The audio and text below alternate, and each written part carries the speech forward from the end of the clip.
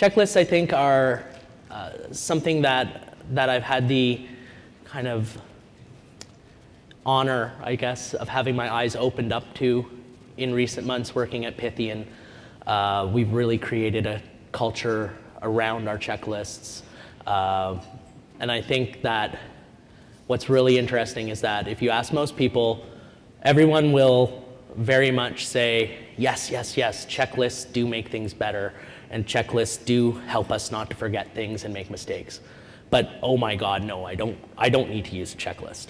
I'm gonna kind of not do a lot of talking about what a checklist is and how to build a checklist. I'm gonna touch on that. I'm gonna touch on areas of how we think and how habits are kind of created and broken. But they're gonna be very high level. What I'm gonna focus on a lot more is on how very often checklists are presented to us in a way that really sets them up for failure. And the very long and arduous journey towards acceptance that when checklists are presented to us in that way, that we often embark on and sometimes never reach. So again, to start off, hi, my name is Chris. And, ooh, the power. And I've been a systems administrator since the mid-90s, and I've been around the block a few times. I've had the privilege of watching our industry kind of invent and reinvent what it is to be a systems administrator a few times over. And as part of that, I've also had the view of some of our greatest successes and also some of our greatest failures. Well, with that introduction aside, let's get to it. Checklist, no! So, believe it or not, I was that guy. I was that arrogant SOB, that bastard operator from hell, if you will, who was smart, knew he was smart, and was in no way the person who needed to use checklists. So, if I can kind of come around and change, I think anybody can. But there's a significant number of challenges that our good friend, the checklist, has up against itself when it comes to culture and acceptance. And the road is often long and fraught with peril to get to that stage of acceptance. But Chris, why do we even need checklists? I'm so glad you asked. We need checklists because today we're more dependent on our data than we've ever been in the past. We live in the reality that the infrastructure that we're building is becoming so complex that we can't actually keep track of it in our own heads anymore. And some of the systems that we're even building and working on today are becoming so critical that people's lives are even depending upon them. Because of the nature of this mission-critical systems and the infrastructure, incidents are noticed by a lot of people. And these incidents can cost the business a lot in terms of revenue, in terms of brand reputation, loss of productivity, and as mentioned before, in some very extreme cases that are becoming more and more common in our industry, even the loss of people's lives. So, mistakes are becoming a lot more expensive and with greater consequences than they have in the last 10 years. And the impact of even the rarest accident can be so severe that great lengths need to be taken to try and avoid it at all costs.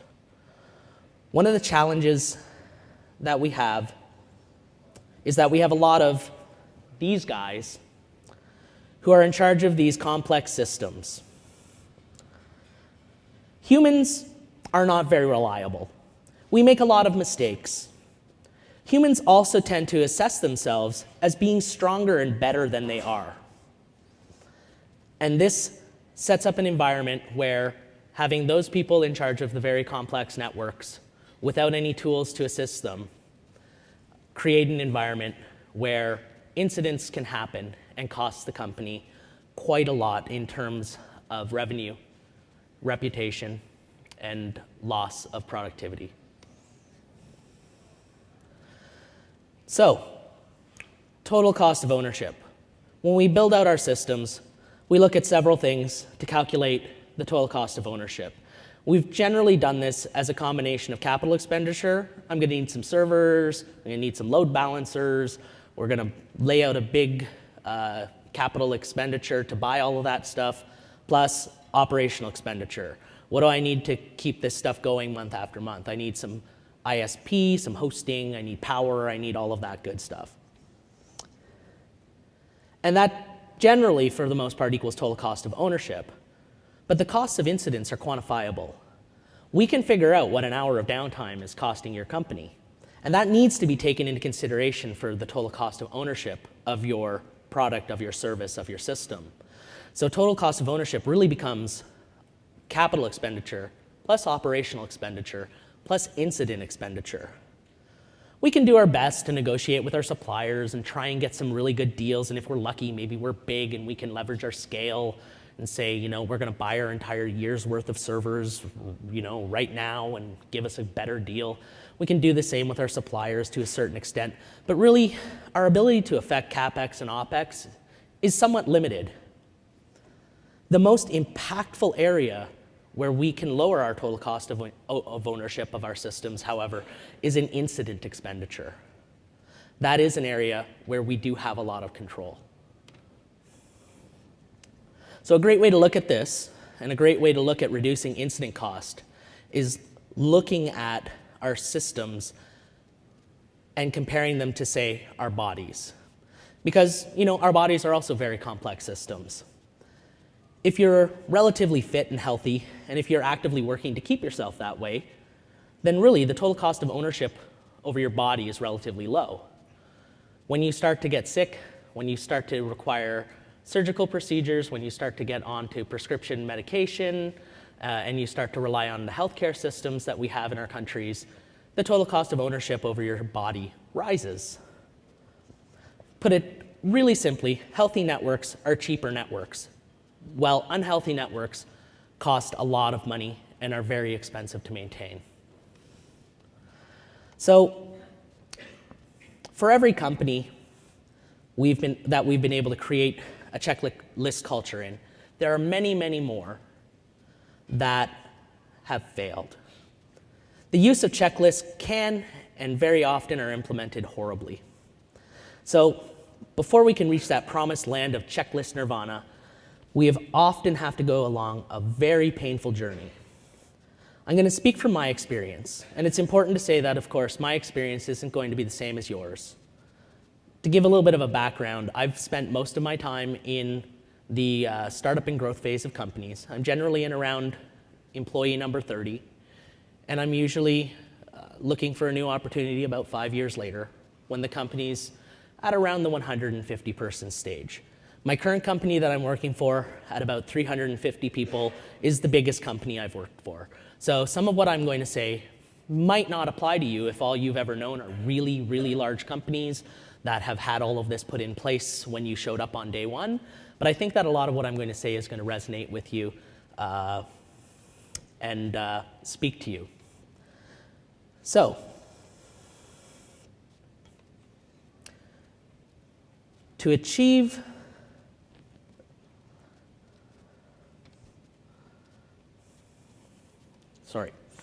So let's set our stage.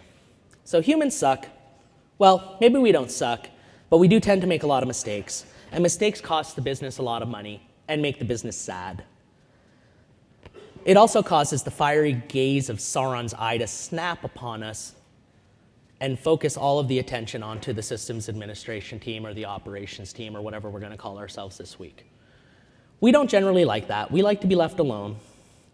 But because too often we only get noticed by our mistakes, we end up in a situation where the CEO isn't coming into our office saying, wow, guys, great uptime over the last couple of months. They only notice the downtime. And a few kind of stories to illustrate my point.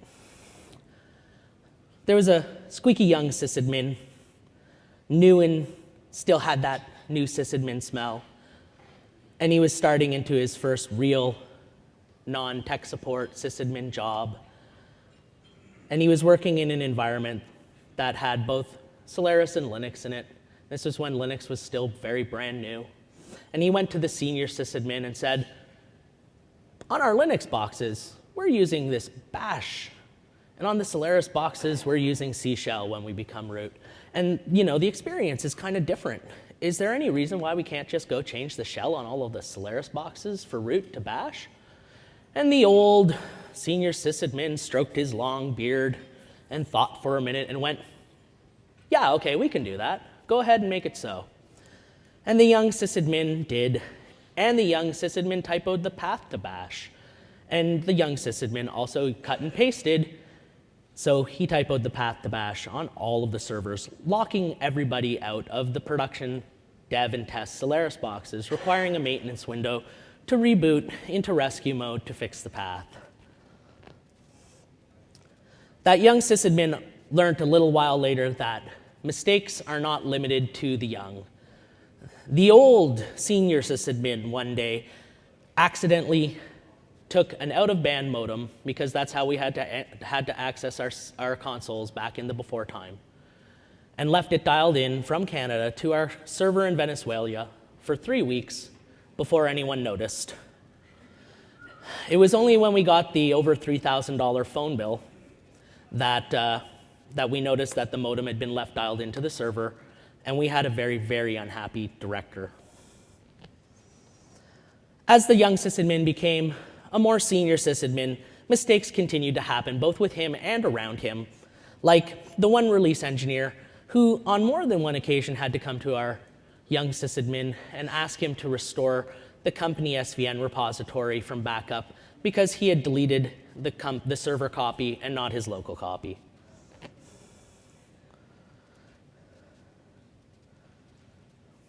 So, we've made some mistakes. Naturally, we become afraid. We honestly want to do a good job, but we screwed up. And mistakes are getting more and more noticed, and the more that they're getting noticed, the higher the pressure is to be perfect. And the more worry is that someone's going to walk in and say, oh, you guys screwed up, you're fired. So true story, I got lectured once for making a spelling mistake in a comment in a config file, because if that had not been a comment, it would have caused the config file to bork, and the service wouldn't have started, and doom and gloom and bad things would have happened. So we just made some mistakes. We just cost the company a bunch of money, and we're all afraid. So at this point in time, it's kind of natural, unfortunately, to kind of try and engage in a little bit of company politics, to kind of load balance the responsibility, better known as passing the buck, and in so try and load balance the wrath. And while it would be a lot better for people to just kind of own their mistakes and go the personal responsibility route, fear is an incredibly powerful motivator and is often not the route that people choose to take. What did those three examples have in common? I think it's pretty clear. They were all mistakes that were absolutely avoidable. They were all mistakes that included human error. Not noticing that you typoed bash when you pasted it into over a dozen servers' Etsy password file. Not noticing that you failed to disconnect your modem when you were done or have a timeout in your config. And deleting the repository on the server, not recognizing the fact that you were not on your local laptop. All avoidable, all mistakes that involved human error. But worse, dun dun dun, they all prompted very heavy-handed, top-down, reactionary responses. That fiery, burning eye of Sauron snapped onto the sysadmin team, the lights turned on in our black lair of sysadmindom, and a whole bunch of people in suits came in who had zero clue what we actually do and started looking at every single thing we did over the last year. And when they did, they gave us that look. You know the one. Yeah, that's the one. As far as they're concerned, we're basically holding things together with duct tape and Mountain Dew. And then they raised their fists to the air and they let loose their war cry. As an aside, I am actually ITIL certified. Like I said, this has been a transformative journey. But I digress. Like the 10 Commandments, we get handed down a new list of rules, processes, procedures, and checklists that we have to follow. We're told that they're not optional, and we're told that it will fix everything. So this immediately sets up our poor friend, the checklist, to be viewed as punishment. Because, let's face it, in this case, that's exactly what it is. We're given these checklists and told, make them work. So it's only natural that we tend to react a bit negatively when this is our first introduction to our friend, the checklist. Denial. We don't need any checklists. Let's face it. Like I said before, in our world, a lot of the rest of the company looks at us as a big black box. They're not quite sure what we do or how we do it. They just know that stuff comes into our team and then results come out and everything works. And let's face it, oftentimes that's how we like it. So here we are, going from being these free-range sysadmin rock stars, these mysterious people who sit in that one part of the office that you're not quite sure what they do, but they make everything work. And we're being smacked with these checklists. And it's a lot like being sent back to high school with a pocket protector, a cello, and a reverse Polish notation calculator. Well, let's just get one thing straight. Right. So back to denial. One of the challenges we have in this industry is that we have a tendency to romanticize the notion of the cowboy sysadmin. The interwebs are wild, wild west, and we are the only ones brave enough to strap on the cowboy hat and bring law and order to the chaos. We tell old war stories about when everything blew up and the ensuing acts of sysadmin heroism that it took to fix them. A lot of times, we're rewarded for putting out the fires and not building the fireproof house. Well, except there was this one guy about 10 years ago here at LISA who got a sysadmin award for running back into his burning building to pull his tape library. That guy wasn't rewarded for putting out the fire.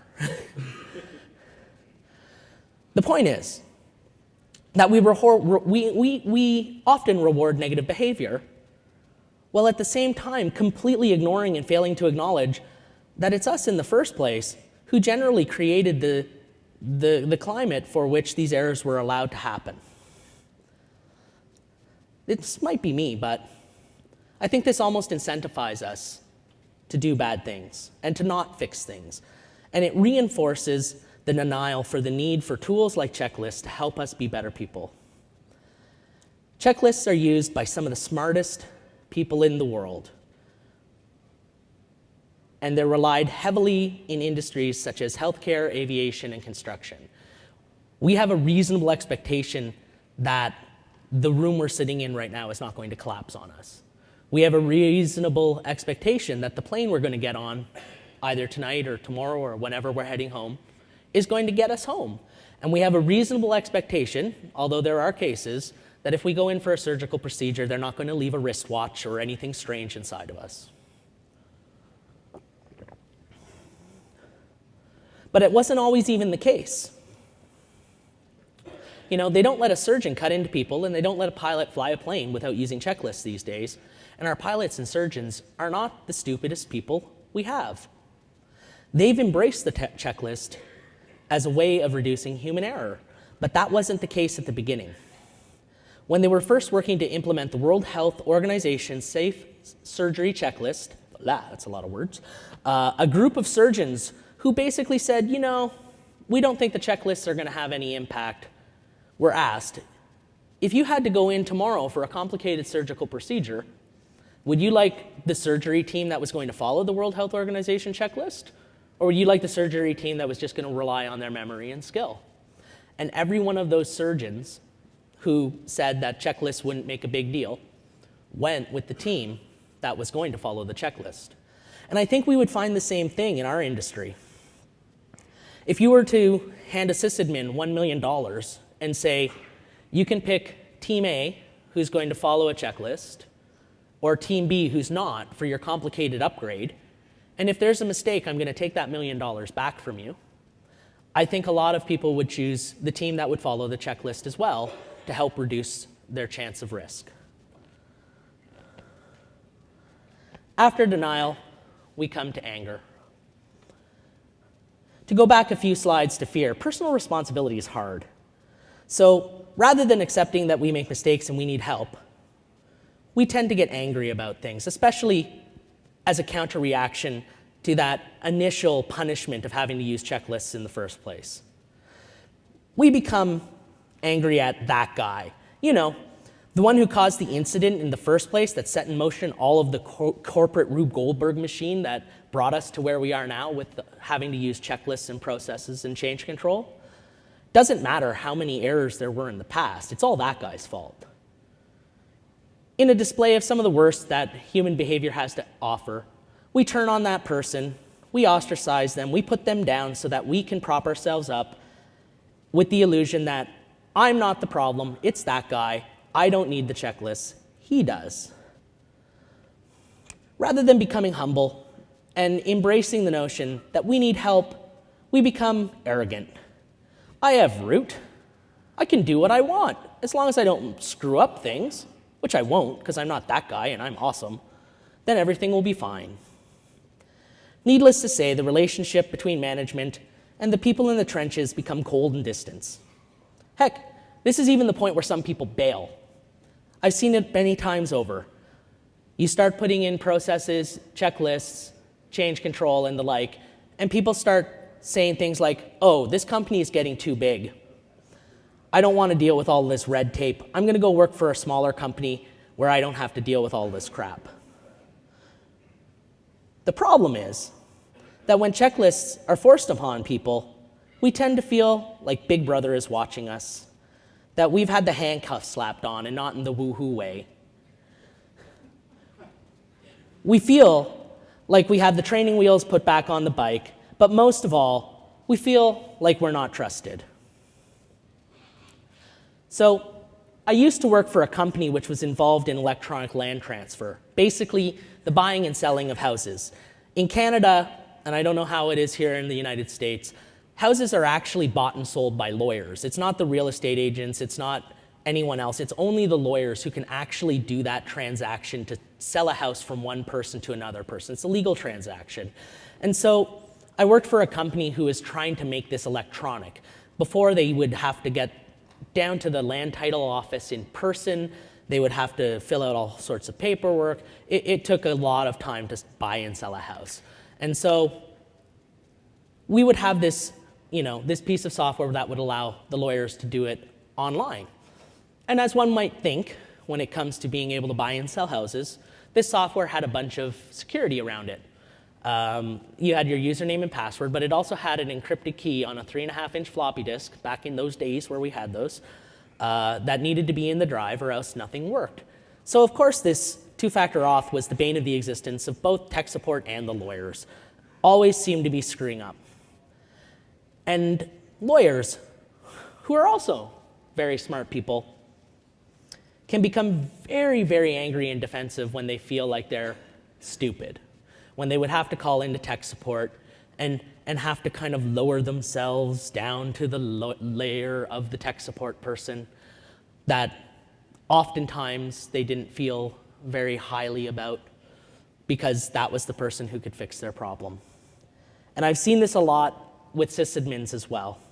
When sysadmins, who are also generally smart people, are made to feel stupid, we, in many cases, also become very defensive and angry. Wait a second, Chris. What did you just say there? We are very smart people. We don't need any checklists. We can fix this thing. Okay, so just hear me out. We don't need this whole checklist thing. All we need to do is add more monitoring checks. We'll put in checks for whatever it was that blew up and that we forgot to do, and then we don't need the checklists. So while it's true that incidents often will bring up the need to add monitoring, the problem there is that it really only tells you that you have made a mistake. It doesn't really actually help you from preventing a mistake in the first place. Okay, Well, then we'll do the config management. We'll put everything into config management, and then we don't need checklists. You said to yourself, humans suck at doing repetitive tasks. Computers are great at that stuff. Problem solved. Well, configuration management can solve a lot of problems, and it's personally one of my areas of expertise. I've been using it pretty religiously since about 2005. If it's done right, it's a very powerful tool, and it can reduce the chance of human error. But just like anything else, if it's not architected and implemented and built properly, if you kind of implement it in a knee-jerk reaction to mistakes and problems like this, you actually introduce the possibility of increasing the risk of even more human error and even more risk into your infrastructure. As well, you still have to manage changes to your templates, to your modules, to your cookbooks, to your whatnot, and the risk of human error shifts from the box to the operator, which can still be reduced by having them use something like a checklist but while they're mucking around in your config management repo. It's unfortunate, but really by the time you hit the bargaining stage, the time for bargaining is long past. So depression sets in, we become gloomy, we dress in even more black, and Taylor Swift songs start to make sense. It's a really rough time. So our culture has changed. It's undeniable, and we fear change. The excitement is gone. We spend a lot more time thinking about and writing checklists about what we're going to do than actually doing it. Our work is on display for all to see, to be scrutinized and to be questioned. But I'm Root. You don't question me. We've hit bottom, and we're forced to look inwards and to understand the following truths. We are not as good as we think we are. We make mistakes, but we want to be better, and we want to do a good job. So we give it a try. As you start to accept the power of checklists into your life, you begin to see some more positives. Those upgrade from hells that took hours and hours and hours start to become a lot smoother. They start to become a lot more routine, and they start to be finishing up within the windows that you said they were going to finish up in. You start to find yourself with more time to do things during the day and work on awesome projects than fighting the fires. You find that you can, in theory, end your workday on time because nothing is blowing up at 4:30 in the afternoon, causing you to have to work late, in theory. Your on-call rotation becomes more bearable. You're up less frequently at 3 in the morning. Ideally, you begin to get praise and recognition for bringing stability and reliability to your service. At the very least, the fiery eye of Sauron moves on to a different part of the business. There tends to be a slightly higher tolerance for when incidents happen, because you can easily show that precautions were taken and that checklists were followed. And you lower that all-important incident expenditure, which gives your company more money for salaries, bonuses, conferences, Nerf guns, etc. But of critical importance, faith is restored. So, that was some fun stories, but what did we actually learn? Well, we learned oftentimes checklists are implemented very badly. They can both be used and viewed as punishment. They have the power to make really smart people feel dumb. They force us to acknowledge that we make mistakes and that we are not as awesome as we think we are. They are not glamorous. You're never going to hear people talking around the water cooler about the amazing checklist that Joe made yesterday. And if they're not implemented correctly, it can be a very, very long road to acceptance, and oftentimes you're not even going to get there. So it's no wonder that we have such a hard time getting people to embrace checklists, even when most people agree that they would make our lives better.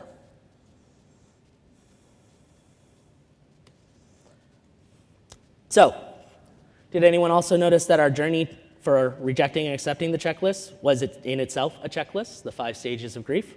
I know, Meta. So let's take a quick look at my current company. I won't say that we're doing everything perfect, but I think that we've done a lot of things to allow us to be successful when it comes to implementing checklists. So I work for Pythian. We provide sysadmin and DBA consulting services to companies where their data is mission critical. I'm a manager in the site reliability engineering practice of our company, and I lead a team of consultants from around the world, and we have a 24/7 follow the sun model. Our ability to reduce occurrences of human error is one of our market differentiators and critical to our success of business. You're paying us, you don't want us to be the ones making mistakes on the servers. We're kind of looked at to be the gold standard of what sysadmins should be doing when they are logging on to boxes. You know, at any given time, one of my consultants can be on one of our clients' networks, and there is a very high demand for us to not be the ones who are creating the incidents. So to reduce our occurrences of human error, we needed to transform the culture of the company from the top down. Our CEO, Paul Valet, led the charge and made it clear that when it came to using checklists, this was something that all levels of our company needed to do, not just the guys in the trenches. In fact, Paul, who's a very, very enthusiastic person, has a sticker on the enter key of his keyboard in our office that says FitAcer, which is the name of our checklist, that reminds him to run it before he hits enter. And I just can't make this stuff up, guys. That is really how important our checklist is in our company. So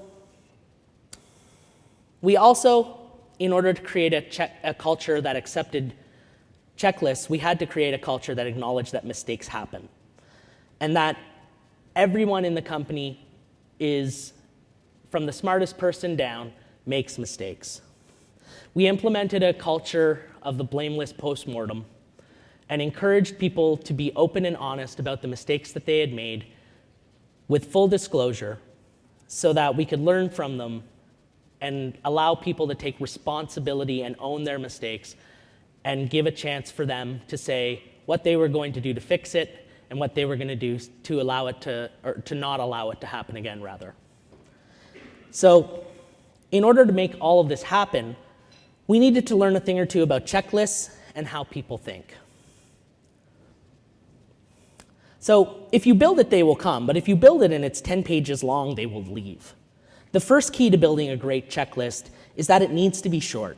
Studies have been done, and they recommend keeping a checklist to about 7 or 8 points. But Chris, you say, my incredibly complicated upgrade can't be distilled down into 7 or 8 points, and I agree. But chances are you can split your upgrade into smaller sections that can be distilled into smaller checklists.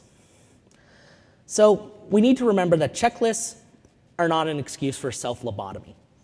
Attention, engagement, and creativity matter, but we need to shift that creativity into the creation of the checklist and not into improvising at upgrade time. Also, our knowledge and experience matter. We can't follow checklists blindly. Doing so means that we completely failed to deeply understand why we have the checklist there in the first place.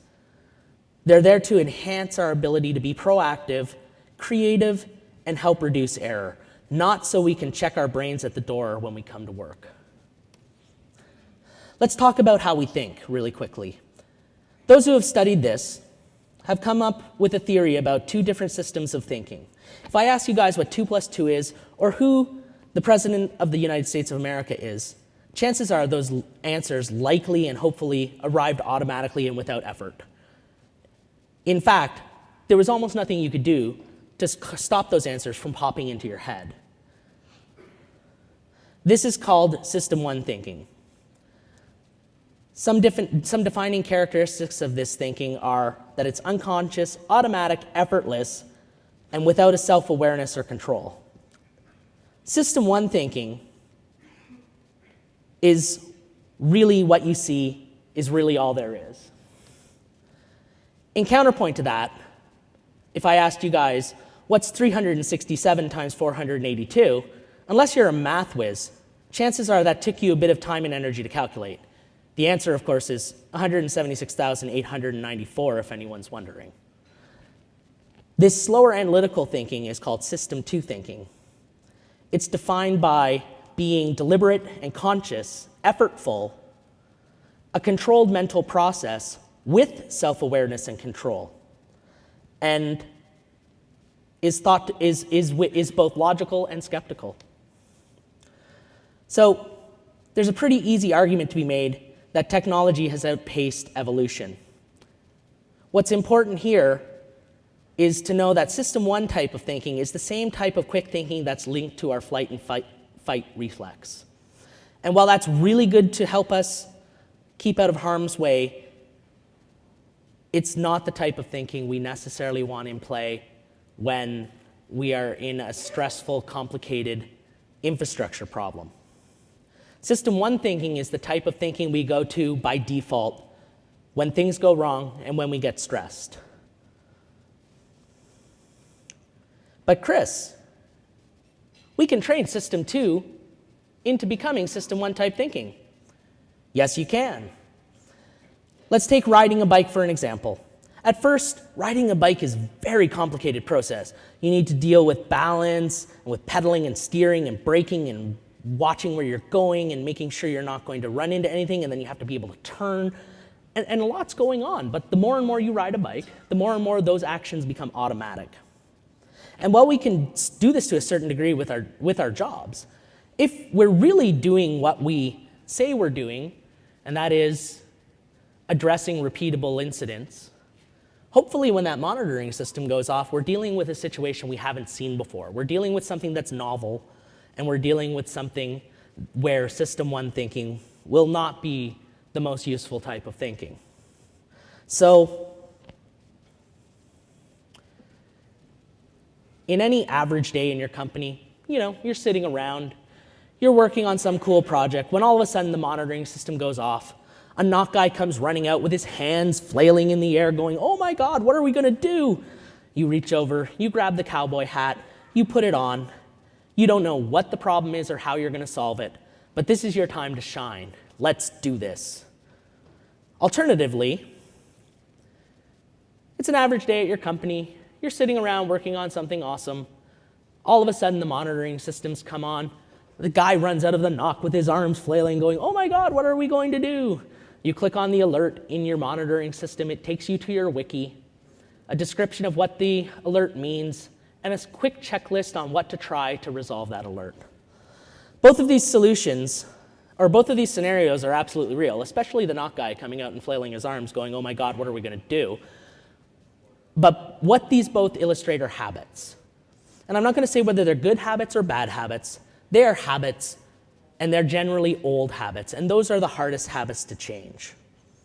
When you start to use a checklist, though, you start to put into place a new habit, a habit of how you're going to act and how you're going to work when you're on a server. And this becomes a keystone habit, which causes a cascade of change with everything you do and every way that you think about how you're going to act when you're working on a server. And you move from being a cowboy to being an engineer.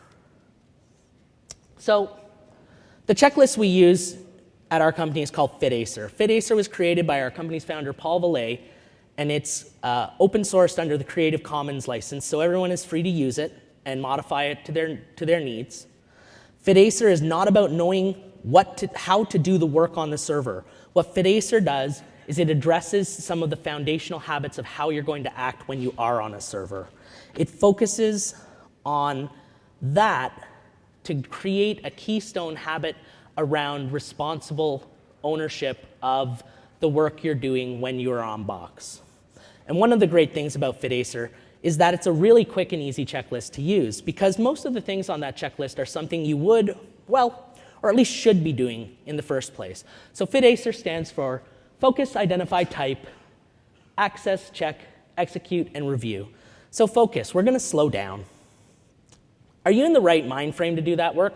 Everyone has had that day where they're like, I should not be root. I should not be on a server with root. I'm not safe to do this work. Under our model, you hand that off. You acknowledge that I might be having a bad day. Today's not a good day for me to do something complicated as root. I'm gonna go work on some documentation or one of those rainy day lists where we have some easier tasks. I need someone else to help me. You limit the distractions, including holding your pager and taking phone calls. The last thing you need to do when you're in the middle of a change is to get paged. The last thing you need to have in the middle of a big change is to have a phone call come in. You hand that stuff off. You work in a quiet area, free of noise and distractions, and you avoid having multiple windows open if possible. Next, you're going to identify the server, the database, whatever we're working on, and we're going to do that every time we get distracted. Because if we don't, we're going to drop the wrong database in the wrong environment, or we're going to RM the wrong thing on the wrong place. We're going to check the server name, make sure that it's the right box. We're going to do this every time we're distracted. We're going to make sure we're authorized to do the work and that we have all of our necessary approvals. And if we do have to have multiple windows open, we're going to try and do something to make sure we identify them. We're going to change the background color. We're going to do something like that, change the prompt. So we're also going to check the time in the time zone. This is a very Pythian thing. We're 24/7. Our clients come in. They say, we want you to upgrade this thing at 6 a.m. And we're like, OK. So is that 6 a.m. GMT, Eastern time, Pacific time? We've had challenges where we've done upgrades where we've had some cross communications. One of the reasons why FitAcer came into place in the first place. So next, we're going to type the command, drama. But we're not going to hit enter yet. We're going to assess the command. Is that command actually going to do what we want it to do? We're going to consult a peer. We're going to tab out. We're going to look at the Google. We're going to look at man pages and other tools. We're going to make sure that the command is going to do what we want it to do, or the script is going to do what we want the script to do. We're going to go back to the box. We're going to check again, because we've gone to a different window. We've maybe gone over to a person's desk. We want to make sure, again, we're not going to drop the wrong database. We're not going to run the script on the wrong box. So then we're going to execute the command, which is basically pressing enter. And then we're going to review the results and document to make sure that pressing enter and running the command actually did what we wanted to do. Again, everything here with FitAcer is mostly common sense. It would be stuff that we would do anyways. But by turning it into a checklist and making it something we do consciously every time we access people's servers, it forces us to slow down. It forces us to switch from system 1 to system 2 thinking, and it allows us to make sure that what we're doing so with knowledge of what we're about to do and not just running on autopilot. So does it really work? Well, for us, absolutely yes. So as I mentioned before, we have an incident review process where we track what we call FitAcer incidents, or incidents that have been caused by human error. And over the course of the years, we've been able to drive our incident caused by human error rate down to 1 incident for every 6.5 years of service that we've delivered to our clients. So in conclusion, as with many of the systems that we design and build, checklists can be implemented in a very successful way, but often times are implemented in a way that doesn't set them up to be very successful. The power of the checklist as a tool for reducing our chances of human error is pretty much accepted. But getting it accepted into our culture and into our community is still a challenge that we're facing every day. But it's a challenge that we have to take up because our data is becoming more critical. And as our industries moves to the point where what we're doing is having a much more impact upon people's lives, we have to ensure that we take every step to reduce human error and deliver our services with as much reliability as we can. Thank you very much.